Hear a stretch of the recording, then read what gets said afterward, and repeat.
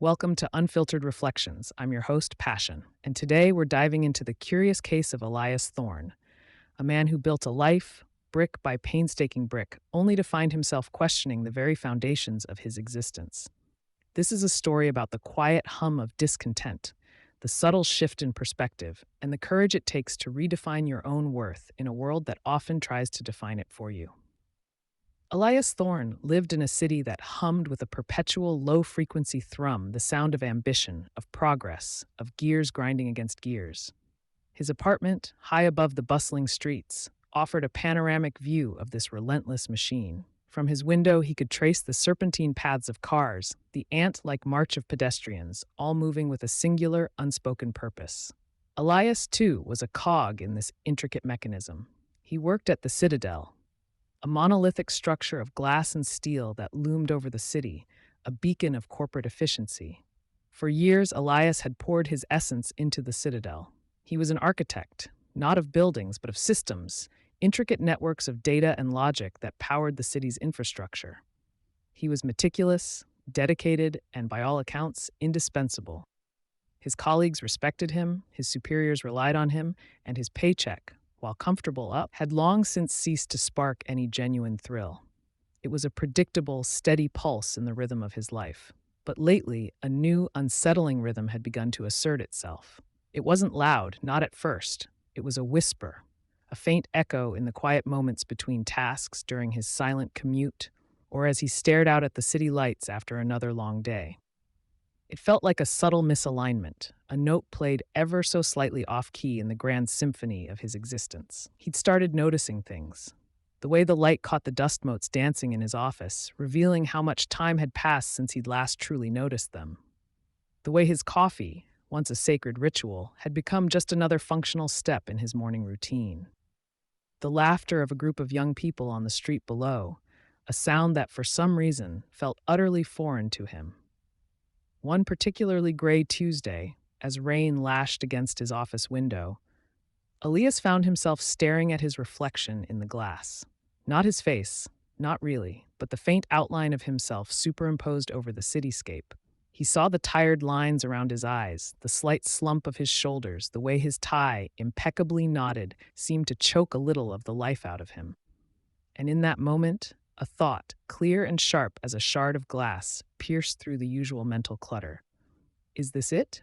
Is this all there is? This wasn't a sudden crisis, mind you. It was more like a slow erosion, a gradual wearing away of the comfortable illusions he'd built around himself. He'd always believed in the trajectory, the upward climb, the inherent goodness of striving. But now the summit seemed hazy, and the path endless. He started doing quiet experiments. He'd meticulously track his contributions to the company, not for a performance review, but for himself. He'd list the projects he'd spearheaded, the problems he'd solved, the efficiencies he'd created. He'd even delve into industry reports, comparing his own output and responsibilities to those of others in similar roles, both within the Citadel and at rival companies. It was a clandestine operation, a secret ledger of his own worth, kept hidden from everyone but himself. He found a strange kind of solace in these numbers, a concrete representation of his value that felt more real than the vague praise he sometimes received. But the numbers, while reassuring, didn't quell the whisper. The whisper was about something deeper, something less tangible. It was about the feeling of being seen, truly seen, for the entirety of his contribution, not just the measurable output. It was about the faint sense of being stuck, like a ship in a harbor, perfectly capable of sailing, but tethered by invisible chains. He remembered a conversation he'd overheard in the break room months ago. Two younger colleagues, fresh out of university, gushing about a new company, a startup that promised innovative projects and a culture of radical transparency. They spoke of equity and impact and meaningful work with such fervent enthusiasm that Elias had felt a pang, a strange, unfamiliar ache. He dismissed it then as youthful idealism, but now the words echoed back, tinged with a new resonance. One evening, after a particularly draining meeting where his innovative proposal was met with polite but firm resistance, Elias found himself walking home, not along his usual route, but through a part of the city he rarely visited. It was an older district, with cobblestone streets and buildings adorned with whimsical gargoyles. He stumbled upon a small, independent bookstore, its windows glowing with a warm, inviting light. He hadn't been in a bookstore in years, preferring the sterile efficiency of online ordering. He stepped inside, and the scent of old paper and dust enveloped him, a comforting embrace. He browsed the shelves, his fingers tracing the spines of books he'd never heard of. He found a section on philosophy, a subject he'd dabbled in during his college days. He picked up a slim volume, its cover a muted indigo. The title read, The Unseen Architect. He bought it, along with a cup of herbal tea from the small cafe tucked in the back of the store. He sat at a tiny wobbly table, the scent of lavender filling the air, and began to read.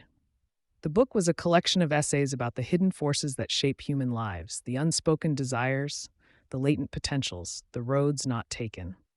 One essay in particular spoke to him with a startling clarity. It described a mythical creature, a soul weaver, who, when a person felt truly out of sync with their purpose, would subtly tug at the threads of their reality, creating small, almost imperceptible shifts.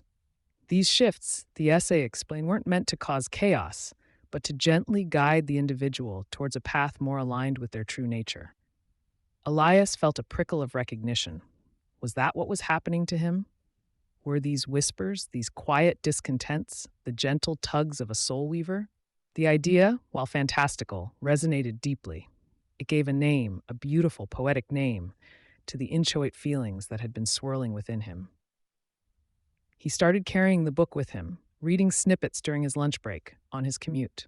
He found himself looking at the citadel, at his colleagues, at his own reflection with new eyes. He saw the patterns, the predictable loops, the unspoken agreements that governed their lives.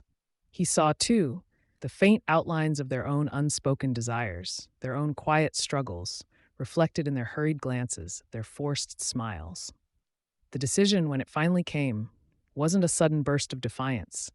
It was a slow, deliberate unfolding, like a flower blooming after a long winter. He began to envision alternatives, not just as abstract possibilities, but as concrete paths. He started updating his resume, not with a sense of desperation, but with a quiet sense of purpose. He reached out to old contacts, not to complain, but to explore. He even started sketching out ideas for a small independent consulting firm, a place where he could apply his systems expertise to projects he genuinely believed in. He found himself having imaginary conversations with his boss, Mr. Harrison, a man whose primary mode of communication was a series of clipped directives and non-committal grunts. Elias would articulate his value, his contributions, his aspirations, not as demands, but as statements of fact.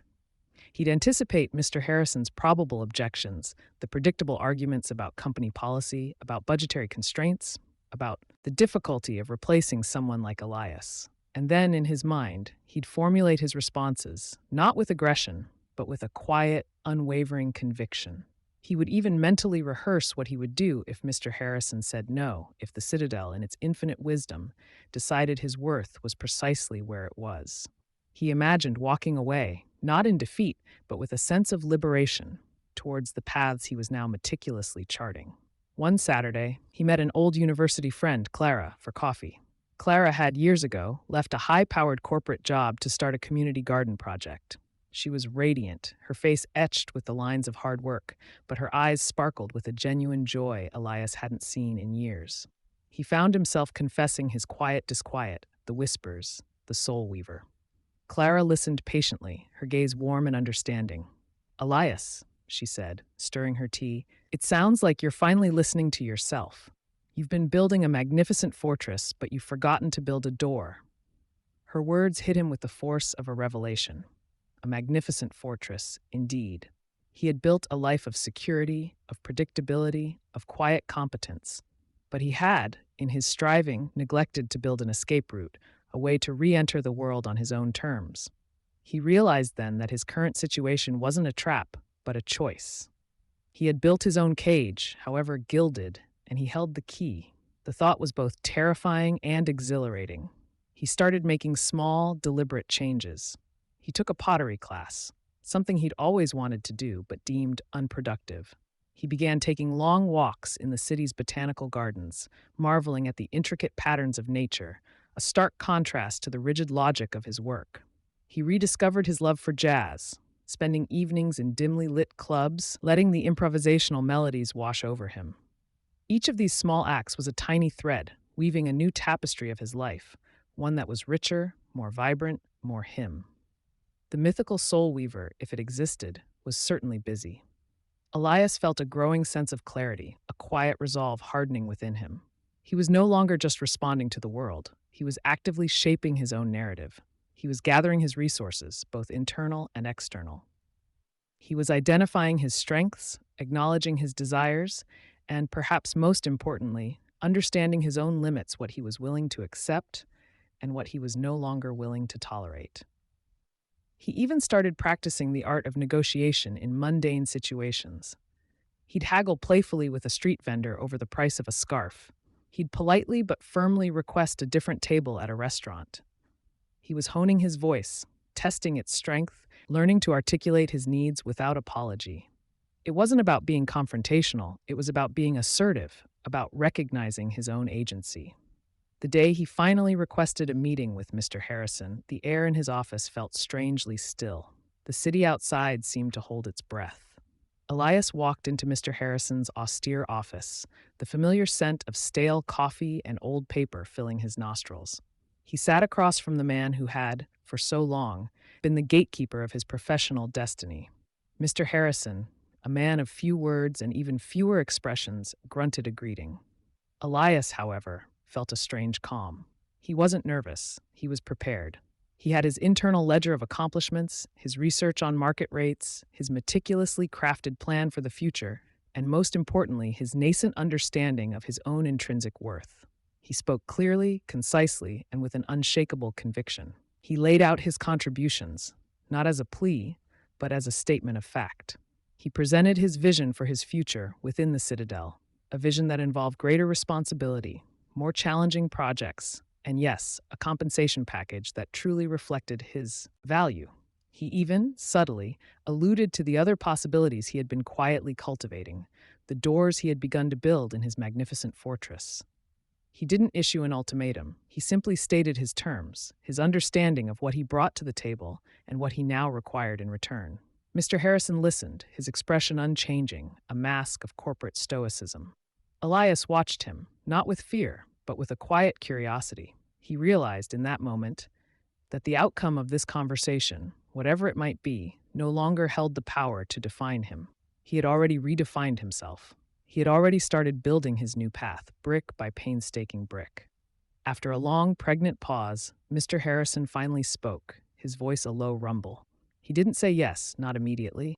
He didn't say no either. He began to ask questions, probing, testing, trying to find the cracks in Elias's carefully constructed edifice. But Elias was ready. He handled every objection, every concern, with a calm rationality, a quiet confidence that stemmed from a deeper wellspring than mere ambition. He wasn't just asking for more, he was demonstrating that he was more. The conversation stretched on, a dance of wills, a subtle negotiation of power and value. Elias, for the first time in his career, felt truly present, truly engaged. He wasn't just a cog, he was the engineer, the architect of his own destiny. He was actively shaping the terms of his engagement with the world, rather than passively accepting them. And as the meeting finally drew to a close, a flicker of something almost akin to respect crossed Mr. Harrison's usually impassive face. He still hadn't given a definitive answer, but the air was different. It was charged with possibility, with the subtle shift of something finally being recognized, finally being acknowledged. Elias walked out of Mr. Harrison's office, not knowing the immediate outcome, but knowing, with absolute certainty, that he had finally taken a crucial step. He had stepped into his own power. He had articulated his needs, his worth, his vision. He had, in essence, begun the process of renegotiation. If you've enjoyed this episode, please visit our website at Deszicakes.com. Thanks for joining me on Unfiltered Reflection. Until next time, be kind to yourself, keep exploring, and remember, you are worthy, you are seen, and you are loved.